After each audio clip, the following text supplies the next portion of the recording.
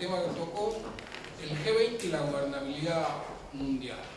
Un tema que al doctor le interesa mucho, lo dejó ayer un poquito plasmado, lo adelantó un poquito cuando decretó el fin de todos los organismos internacionales por considerar que habían llegado a... ya no tenía más razón de ser. Una decisión que parece un poco radical, un poco determinante. Quizás los instrumentos son buenos, probablemente las dificultades mayores estén en el manual de instrucción que cada una de esas instituciones tiene para operar. En la presentación vamos a intentar pararnos en la tribuna como observador, no como académico, no como diplomático. Es un salón lleno de especialistas, algunos de ellos que conozco que tienen actividad, tienen militancia o participación de organismos y seguramente podrán defenderlo, podrán cuestionar algunas de sus políticas, pero desde una posición mucho más de adentro. Esto es ver qué está pasando en el mundo, qué está pasando con los organismos institucionales y fundamentalmente qué está pasando con el G20 desde la tribuna, parado, mirando el partido, viendo cómo se observa lo que está pasando. Decía que, sin llegar al tremendismo de decretar el fin de la existencia, el barajar y dar de nuevo, ayer, durante la exposición de Raúl Canosa, surgió una idea que me pareció muy interesante cuando hablaba del contenido social de las constituciones europeas. Y esa idea se define como la gobernabilidad, como la fortaleza de los estados de someter a los poderes económicos. Esto me parece que es uno de los puntos centrales. Y asociado a eso, en el debate quedó flotando otra idea que también me pareció interesante, que es la de asociar regular con confrontar. Podría uno creer que no hay por qué asociarla, no hay una relación directa, regular con confrontar, pero es un hecho que cuando se regula y cuando se regula factores de poder, se está confrontando con esos factores. Después vendrá la etapa en la que esos mismos factores podrán adaptarse y operar dentro de esa regulación, pero en el proceso, sin duda, hay una política de confrontación. Cuando un Estado regula, los factores de poder que se sienten afectados confrontan. Y eso es parte de la definición de la gobernanza. La organización madre de todas las instituciones internacionales, sin duda, es las Naciones Unidas, que nació en el 45, impulsado por Estados Unidos, China, la Unión Soviética y el Reino Unido. Estos países, junto con Francia, son los mismos que integran el Consejo de Seguridad. Un año antes, en los acuerdos de Bretton Woods, se dio origen al Fondo Monetario Internacional y el Banco Mundial. Son probablemente los dos brazos más importantes de la política internacional, el brazo armado del Consejo de Seguridad y el brazo financiero del Fondo Monetario Internacional. Creo que estos dos organismos son los que marcan un poco la política internacional. Hasta los 90, y a partir de estos acuerdos, el G7, el grupo de países industrializados más importante, tenía un poder real de implementar políticas en el resto del mundo. El G7 es el impulsor del Consenso de Washington y los países en vía de desarrollo lo hemos aplicado sin derecho a cuestionarlo. Algunos lo hemos aplicado más linealmente, otros lo han adoptado a su idiosincrasia, pero sin duda había un poder central que instrumentaba políticas y que los países en vía de desarrollo que necesitaban ayuda, debían aceptarla. Se supone que el G20 es el heredero de ese poder del G7. El G20, que nace a fines de los 90 como un grupo técnico, como un grupo de economistas, de ministros de Economía y de presidentes de bancos centrales, después se va reformulando y una década después se genera el G20 de los presidentes. En el 1998 es la primera reunión, en el 2000 creo que es mucho más adelante, en el 2008 es la primera reunión, en el 2009 creo que es la reunión de Londres donde finalmente se queda constituido. La sensación es que ninguno de los organismos que se han generado a partir del paraguas de las Naciones Unidas ha tenido un efecto a favor del desarrollo de los países. La FAO, el Consejo Económico y Social, ante algunos, la Corte Internacional, la OIT, son todos bancos, secretarías y comisiones para todo lado. Tenían la Comisión de la CEPAL, que probablemente en América Latina es la que mejor prensa tiene, porque es la que mejor ha interpretado las necesidades de los países y mejor ha acompañado esos procesos de desarrollo. Pero en el resto de los organismos, secretarías y institutos que están en el mundo, uno tiene la sensación que han sido instrumentos del G7 o de los países desarrollados para transmitir su visión de la política mundial, para transmitir su visión de los negocios, para transmitir su visión de cómo debía ser el orden económico y social. La crisis financiera de la década pasada, de la última década del siglo XX, tuvieron como centro los países en vía de desarrollo: México, Rusia, Asia, Argentina, que fueron las que tuvieron mayor impacto en la economía mundial. Para ayudar a superar a estos países a salir de la crisis, hubo una receta única, que fue la receta que el FMI llevó por todos lados, que incluye obviamente los principios del consenso de Washington, que incluye la privatización de empresas públicas, que incluye la apertura económica, la desregulación, la libre flotación de la divisa. En 2008 la crisis llegó a los países desarrollados y es muy distinta a la política que han aplicado para salir adelante. Estados Unidos se desentendió de todas esas recetas del FMI que nosotros teníamos que aplicar. En Europa tomaron un camino distinto, un camino más del ajuste. Hubo un primer intento de hacer políticas activas, acordadas en aquella reunión de Londres, pero rápidamente y de la mano de Alemania hubo un retroceso hacia la política del ajuste. Quedó Estados Unidos con esa famosa figura de los helicópteros tirando los billetes para impulsar la economía, por un lado, y Europa con una política de ajuste permanente como otro, como dos de los modelos. Y no obstante esta situación, uno lo que observa es que todo lo que se acordó en esa reunión del G20 en Londres, muy rápidamente se dejó de lado. Yo tenía acá anotado algunos de lo que se acordó en Londres. Inyectar miles de millones de dólares en acciones conjuntas y coordinadas del FMI, el Banco Mundial y los tesoros de los países para reactivar la economía. Sentar las bases de un nuevo sistema financiero mundial que elimine el riesgo de los grandes bancos. Acordar sanciones a los paraísos fiscales utilizados para evadir impuestos y otros fines. Fue en el 2008, pasaron 4 años. La economía sigue hoy muy endeble en Estados Unidos, sigue en riesgo de recesión en Europa, los bancos son aún más grandes, siguen insumiendo ingentes recursos para salvarlos, los paraísos fiscales existen, se avanzó algo, pero la Argentina está permanentemente más en observación del GAFI que cualquier paraíso fiscal. Después de aquella cumbre hubo muchas otras en varios continentes, hasta la última hace pocas semanas en Los Cabos, en México. Las sensaciones que sirvieron para ser sociales. Yo no lo creo, ¿no? Me parece que los presidentes se reúnan, se conozcan, se miren la cara y puedan debatir ideas, en algún momento va a tener algún efecto, en algún momento va a poder plasmarse en política.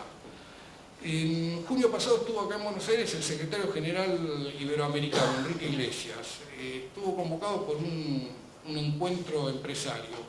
Iglesias, que tiene muchos años en la diplomacia como presidente del Banco Regional y ahora en esta Secretaría Iberoamericana, sorprendió mucho a los empresarios cuando le advirtió que debían acostumbrarse a interactuar con estados mucho más fuertes y presentes. Habló de la necesidad, obviamente, de reglas claras para mejorar la calidad de los estados y esos puntos que en general preocupan al sector privado. Pero lo esencial, en el discurso de Iglesias dijo que se acabó el mundo que conocieron los últimos 40 o 50 años y y que se viene una etapa de inestabilidad con sociedades que demandarán estados más fuertes y presentes en la vida de la sociedad. La etapa que Iglesias da por concluida creo que tiene una característica, que es la que fue dominada por el sector privado, liderado por el sistema financiero y por grandes multinacionales como actores centrales de la actividad económica, y que ejerció su presión sobre los países, sobre los gobiernos, especialmente de los países desarrollados. Fue, uno observa una sociedad de beneficios mutuos. El sistema financiero y grandes multinacionales acordaron con sus gobiernos países desarrollados y ese acuerdo les brindó beneficios mutuos. Les permitió a las empresas ganar mercado, les permitió a las empresas expandirse hacia afuera, ganar terreno en nuestros continentes, en nuestros países, y a los gobiernos de estos países les permitió congelar o por lo menos demorar la película.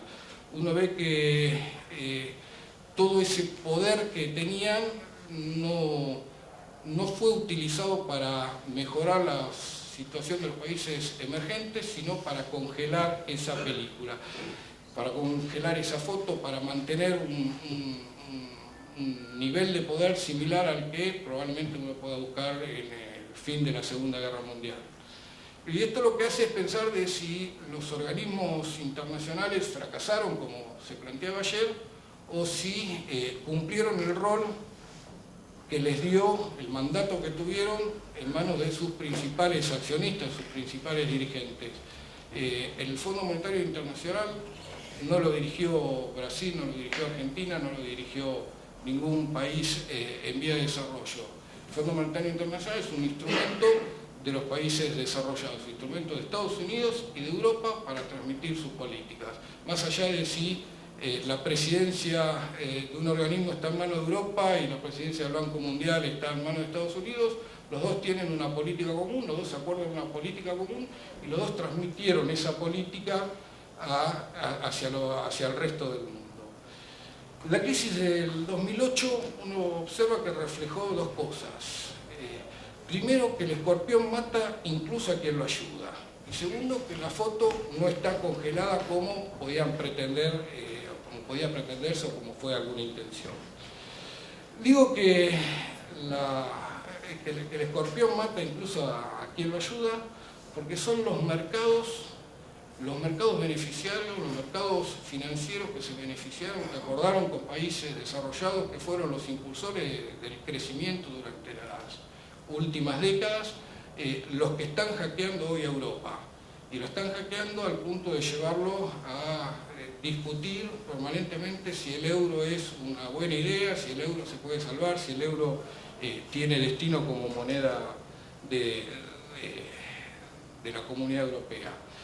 En países como España, que es en este momento el último víctima de este ataque, sin duda es el último hoy, como decía el colega del País, hay que seguir las noticias porque probablemente mañana empiece el ataque a Italia y después a Francia, porque si uno observa el cuadro que presentó, ninguno está a salvo de ese ataque especulativo de los mercados.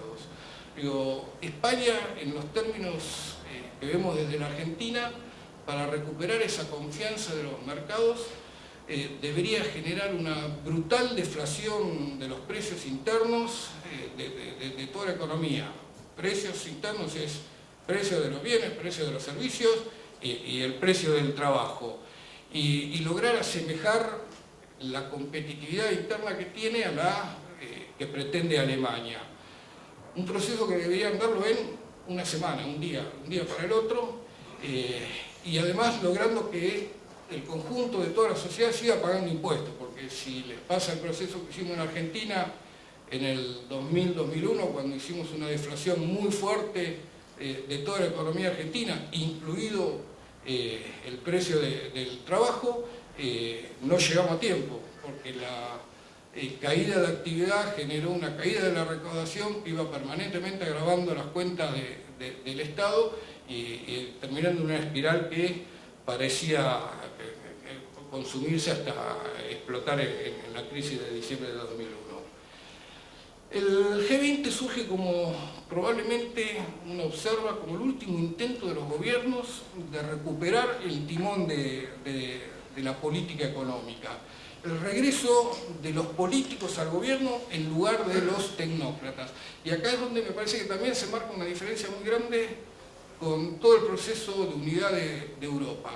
En estos días estuve debatiendo mucho con economistas europeos, con economistas que trabajaron para la Unión Europea y que trabajan y que defienden mucho todo el proceso de integración. Dicen que todas las herramientas que ha creado Europa para la integración son muy superiores a las que tiene el mundo.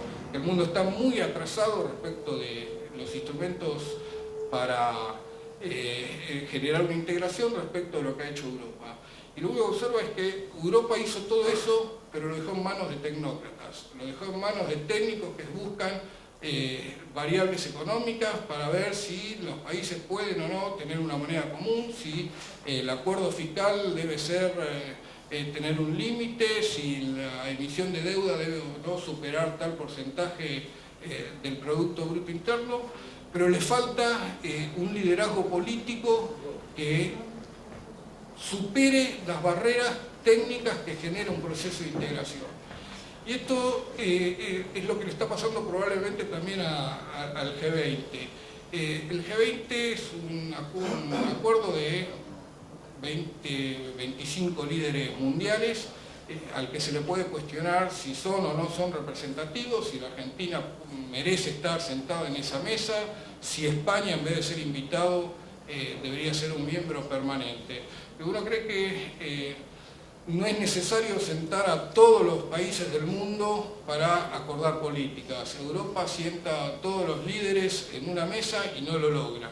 No pasa por la decisión por la representatividad o por una democracia parlamentaria donde cada país envíe un miembro a votar, sino pasa por lograr que los acuerdos que se establezcan en estas cumbres, como las cumbres del G20, luego puedan ser bajados a los países, no sin discusión, no como una política llana, pero que sean bajados en función de un acuerdo de gobernabilidad mundial.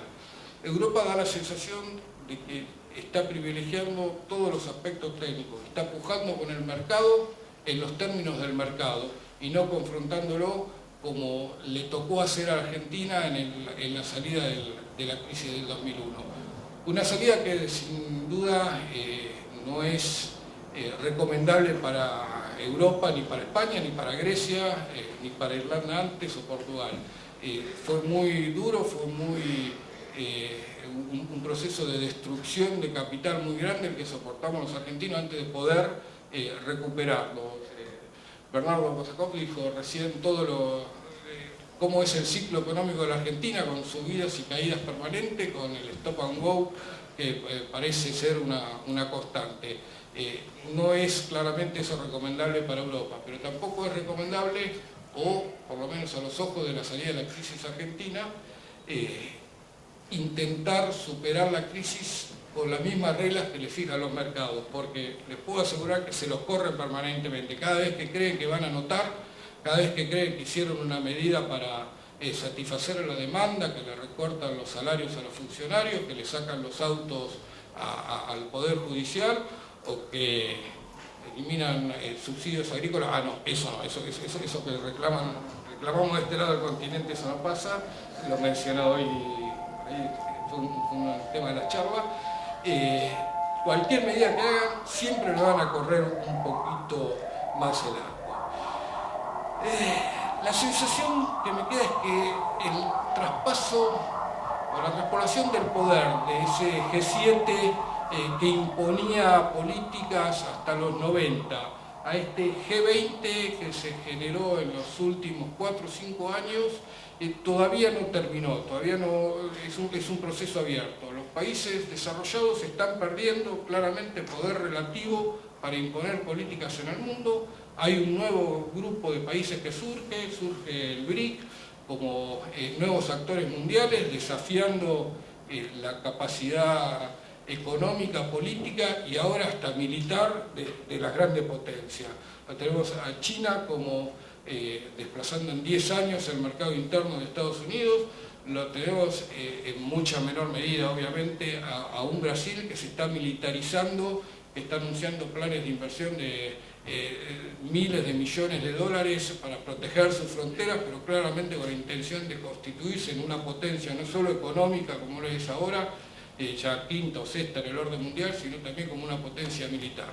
Todo este cambio relativo que se está dando en el mundo todavía no lo reflejan los organismos. El G20 es, por lo pronto, el primer organismo que está intentando darle a los políticos el poder sobre la economía, el poder de dominar a la economía. Hasta ahora no lo teníamos, hasta ahora teníamos organismos internacionales dominados por acuerdos que habían sido ventajosos para empresas, mercados y gobiernos desarrollados. Pasamos a una nueva etapa donde se generan unas cumbres donde los líderes políticos intentan acordar en función del bienestar de sus pueblos y no del bienestar de los mercados.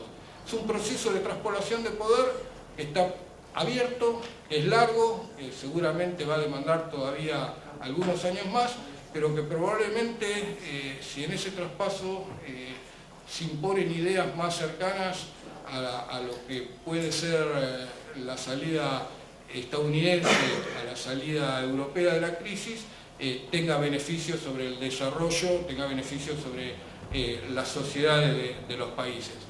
Si por algún motivo vuelve a cambiar y ese G7 vuelve a tener poder y ese acuerdo de mercados y gobiernos se impone, países como la Argentina, que todavía no llegan al nivel de desarrollo político, social y económico necesario para desentenderse de las tendencias mundiales, volverá a sufrir.